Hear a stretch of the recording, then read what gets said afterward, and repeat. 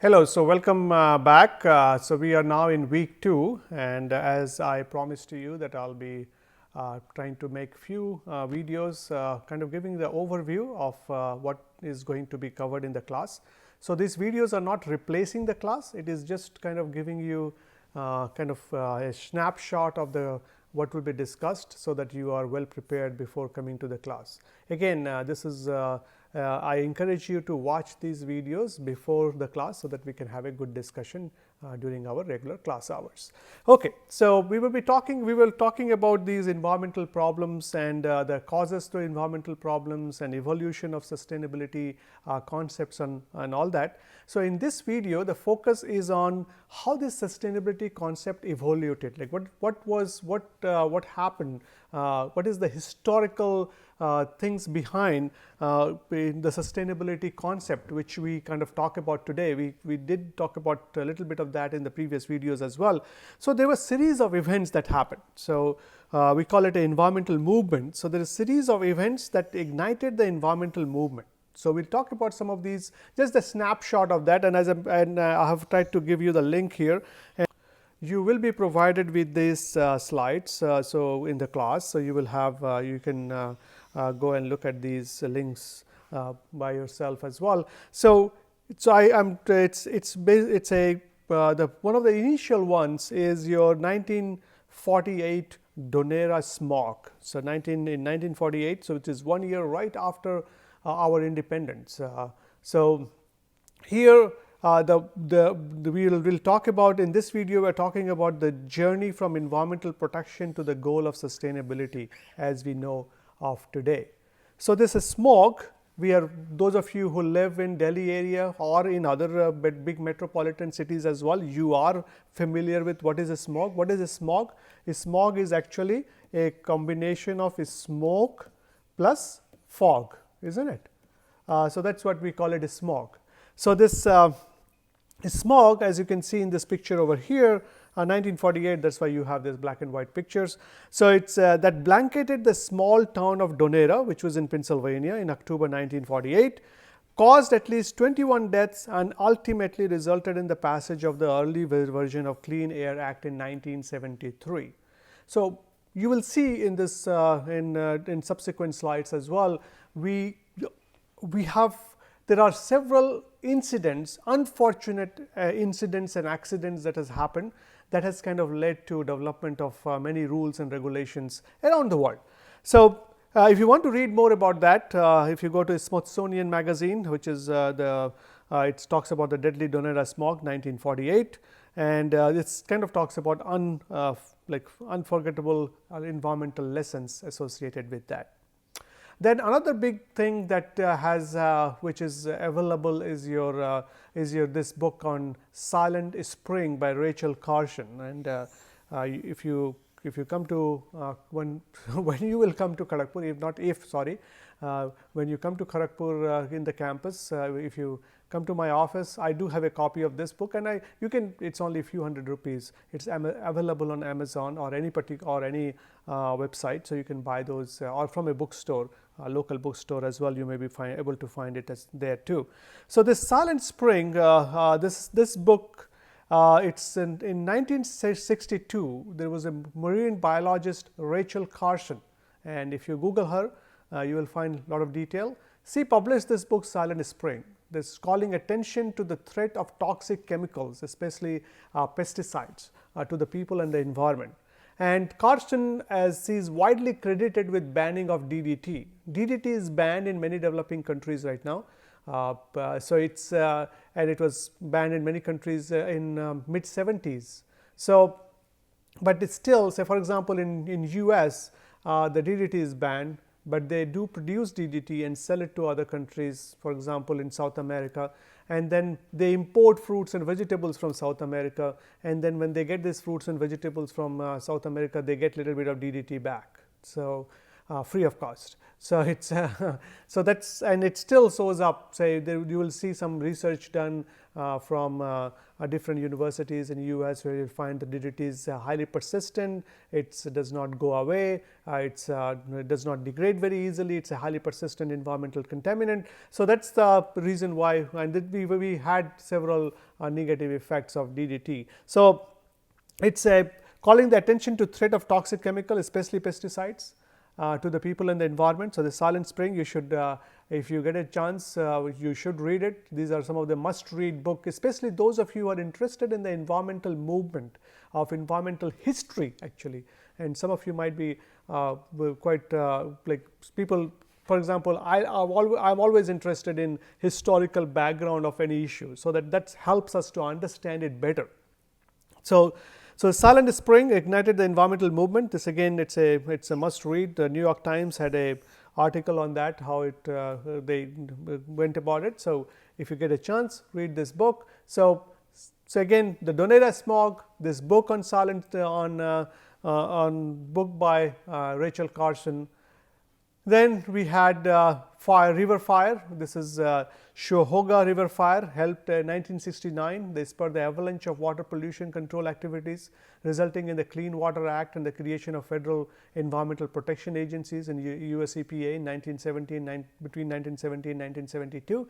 So this was this is again in US as well. Most of these examples are from United States because they had a pretty decent documentation of many of these incidents that happened over last say 5, 6, 7 decades. We have, I will show you an Indian example soon. So the Burning River helped create the Clean Water Act, and this because of the water pollution from toxic like chemicals in there, like flammable chemicals, combustible chemicals, which created this fire, and then as you can see in the picture, a lot of pollution, and that leads to a huge awareness in terms of trying to come up with proper regulations for that. So this is your Burning River created the Clean Water Act, and again, for each one of this incident, I have we have tried to put that link at the bottom, so that you can read more about it if you want to.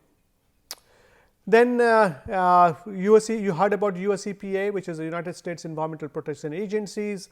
They came up with this Resource Conservation and Recovery Act, which is also in the short form. It's called RCRA, RCRA, and this RCRA is kind of the basic environmental act related to solid waste management, like waste management as we know today, solid waste, hazardous waste. So RCRA is the basic regulation which is started from US, and then similar regulations were enacted in many countries around the world. So if you look at the Solid Waste Management Act of India, which was the first one, we had the waste management rules in 2001.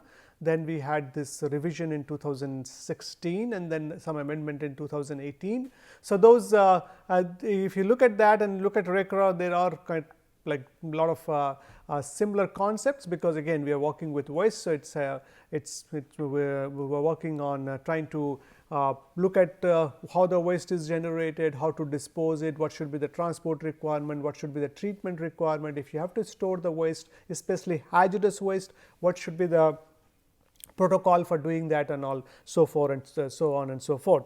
So Resource Conservation and Recovery Act, RCRA, was enacted by Congress, which is the US Congress. The primary goals of protecting human health and the environment, that's from the potential hazards of waste disposal, conserving energy, natural resources, reducing the amount of waste generation, ensuring that waste are managed in an environmentally sound manner.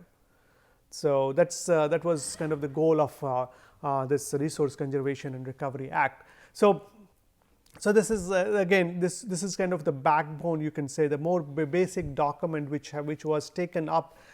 Similar document was developed in other countries based on concept which was developed in this document prepared in mid 70s in terms of managing of waste.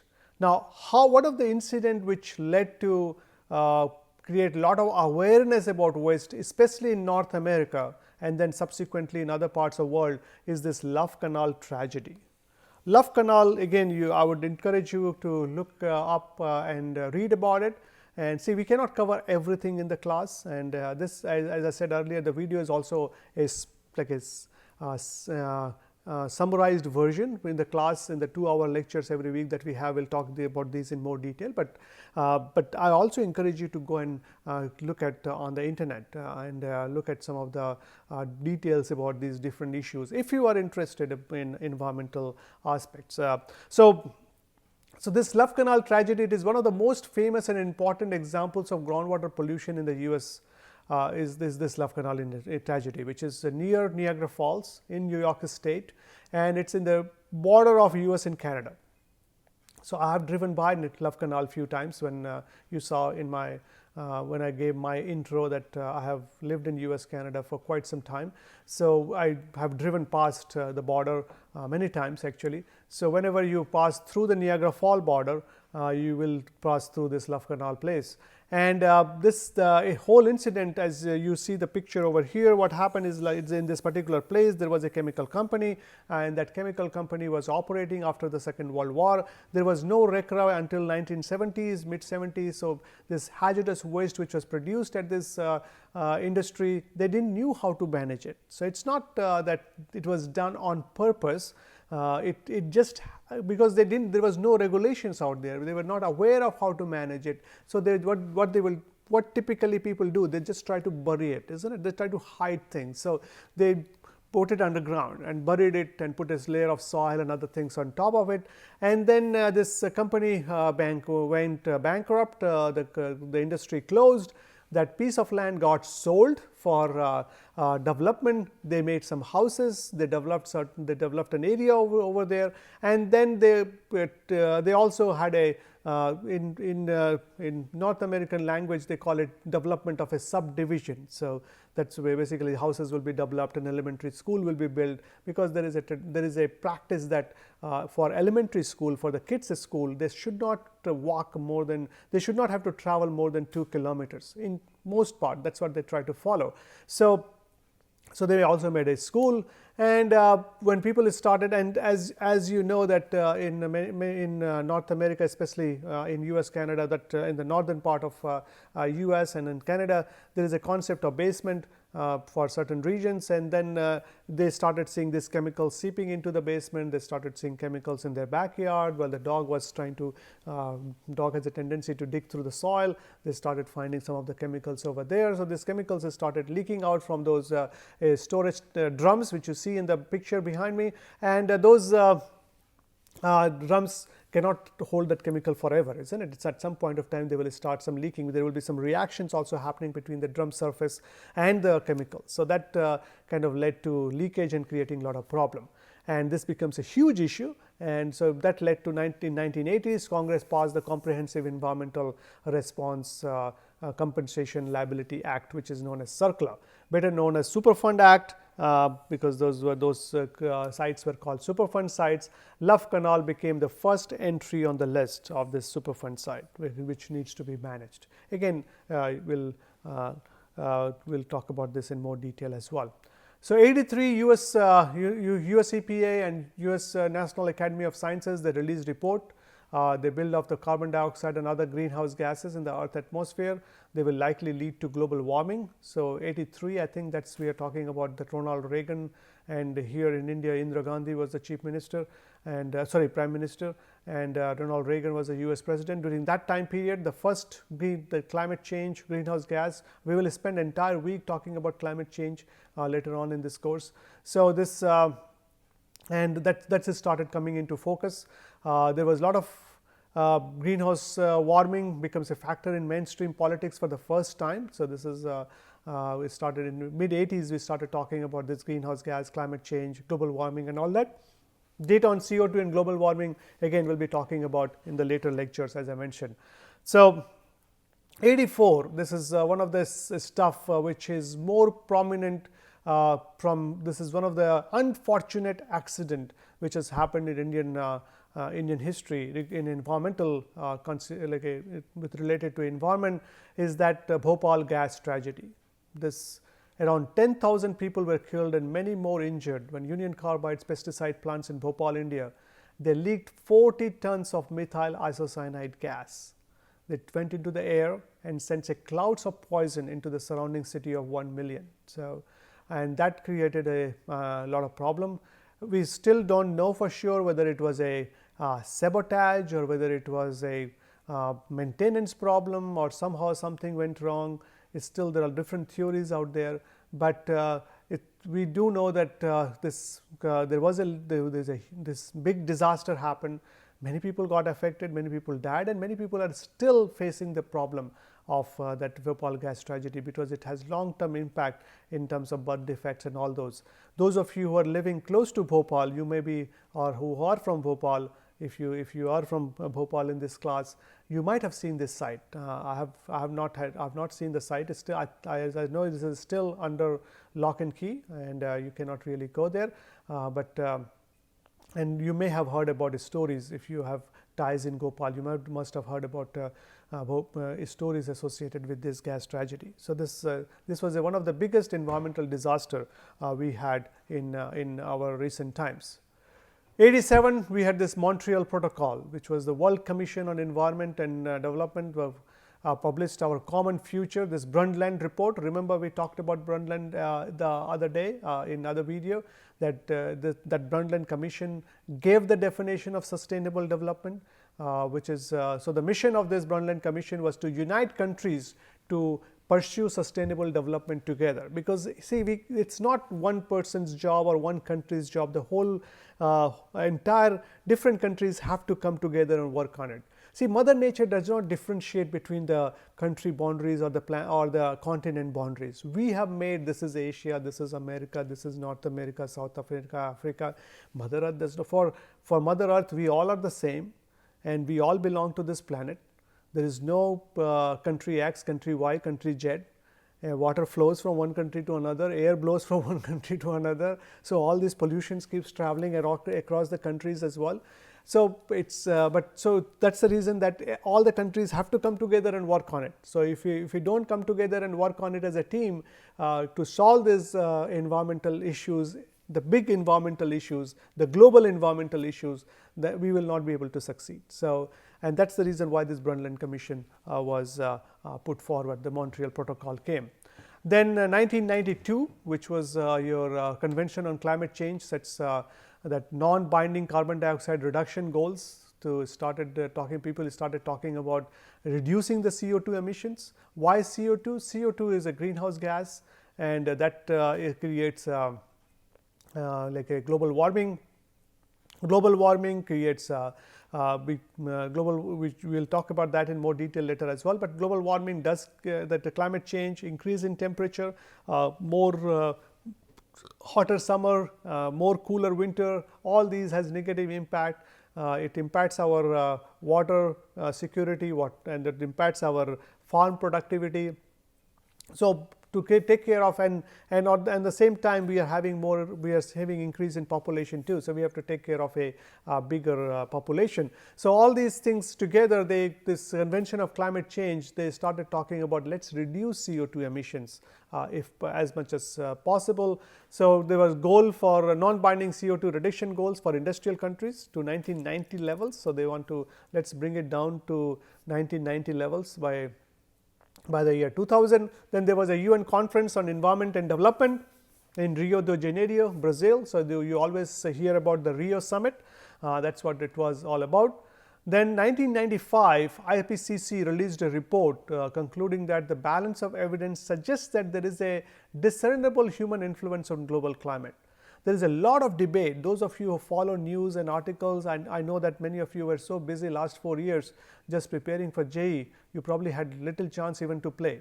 But now since you have cleared one of the toughest exam in the world, and but that's not the end. Actually, that's just the beginning. One thing you should all realize, that getting into IIT is just the beginning of your like a glorious career that you can build. But if you're not careful, you may lose that glorious career as well. So you need to be very careful. Don't get into bad habits when you come on campus. Focus on your academics, do well in your academics, especially for this first semester, second semester, first 2 years. You should try to really do very good in your academics so that you have a very decent CGPA. And then you can also look at a lot of once you come on campus, there is a lot of career development options are there, a lot of things for you to develop a lot of skills over here at your hall level, at the society levels, Gymkhana level. Many facilities are available. I feel really sad that you guys could not join on your day one because of this global pandemic. We could not do anything. We want you guys here as soon as possible, and I hope and I pray like you guys will be here as soon as possible. So, but in terms of this, we were talking about in terms of like there is a human. This report suggested that our activities. Some of this global climate change is happening because of the natural phenomena, which is kind of happens. But there is even human impact is also there. Human impact is also there in terms of change in the global climate. 97, we had the Kyoto Protocol, which mandates the industrial countries cut their CO2 emissions by 6 to 8% from 1990 levels by 2008 to 2012.